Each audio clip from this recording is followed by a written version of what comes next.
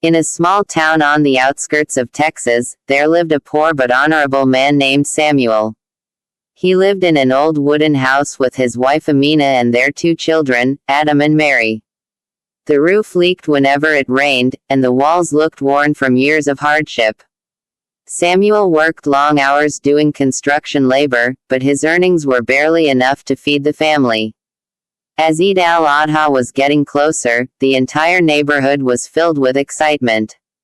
Families were buying sheep and goats, children were decorating animals with colorful ribbons, and the streets echoed with laughter and joy. But inside Samuel's home, there was silence.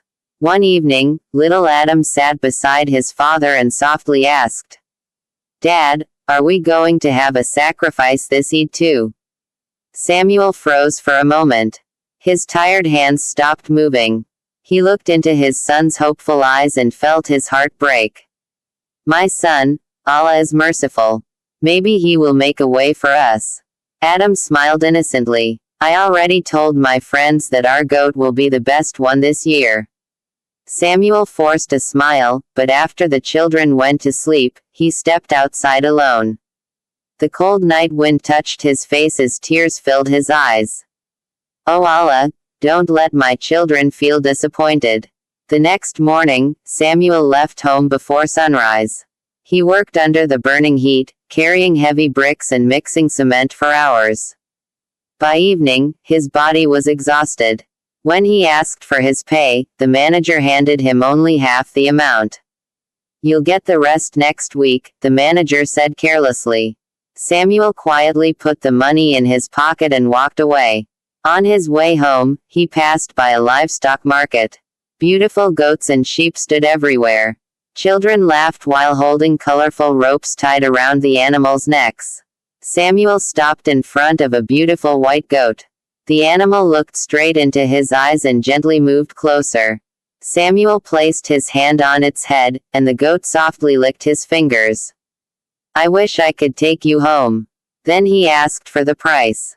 The amount was far beyond what he could afford. With a heavy heart, he walked back home. That night, Mary happily said, "Mom, I had a dream. A beautiful goat came into our house." Amina hugged her daughter tightly so she wouldn't notice the tears in her eyes.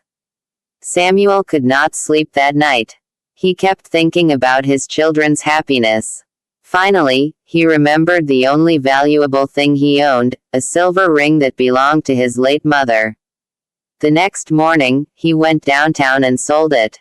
But even after selling the ring, the money was still not enough. Defeated and tired, Samuel sat outside a mosque after Asr prayer.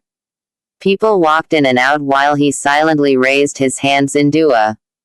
"Oh Allah, you know my intentions. I only want to see my children smile." At that moment, an elderly man with a white beard approached him.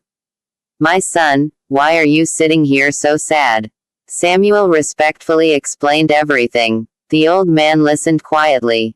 Then he smiled gently and said, "Come with me." He led Samuel to a small farm outside town. In the corner stood a weak but beautiful goat. "This goat belongs to me," the old man said. "I plan to offer it for sacrifice, but my health no longer allows me to care for it properly. Take it for your family."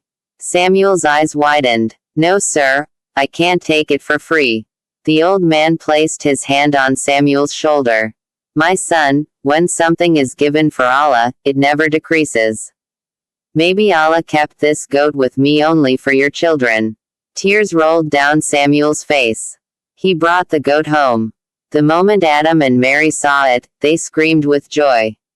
"Dad brought a goat! Dad brought a goat!" Adam hugged the goat tightly while Mary tied colorful ribbons around its neck.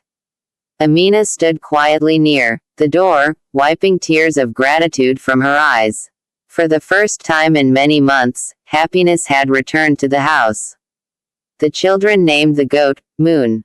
Every day they fed it, played with it, and cared for it like family. Even Samuel became emotionally attached to the animal. Then Eid morning arrived. The neighborhood echoed with takbir. "Allahu Akbar, Allahu Akbar."